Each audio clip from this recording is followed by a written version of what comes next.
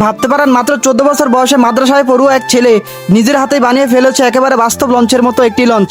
এমন চমৎকার লঞ্চ দেখে যে কেউ অবাক হতে বাধ্য। দূর থেকে দেখলে মনে হয় নদীতে চলা একেবারে সত্যিকারের যাত্রীবাহী লঞ্চ। চাঁদপুর হাইমচর জনতাবাজার মনিউদ্দিন মোড়ের একটি ছোট্ট ঘর থেকে জন্ম নিয়েছে এই অসাধারণ প্রতিভা। লঞ্চটির নাম দেওয়া হয়েছে মিনি প্রিন্স আওলাদ 11। বরিশালের বিখ্যাত প্রিন্স আওলাদ লঞ্চের আদলে নিজের মেধা আর ভালোবাসা দিয়ে এই লঞ্চটি তৈরি করেছেন বিস্ময় বালকটি। বয়স ছোট কিন্তু স্বপ্ন তার বিশাল সমুদ্রের মতো। ক্লাস 7-এ পড়া এই কিশোর কোনো কারিগর নয়, কোনো প্রশিক্ষণপ্রাপ্ত ইঞ্জিনিয়ার নয়, শুধু অদম্য ইচ্ছাশক্তি, ধৈর্য আর সৃষ্টির প্রতি ভালোবাসা দিয়েই তৈরি করেছেন এই অসাধারণ লঞ্চ।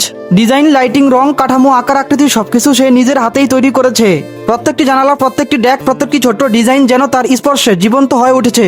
আমার নাম সাইম, আমার বয়স 14, আমি ক্লাস 7-এ পড়ি। এই বিস্ময় বালকের নাম সায়েম, বয়স মাত্র 14।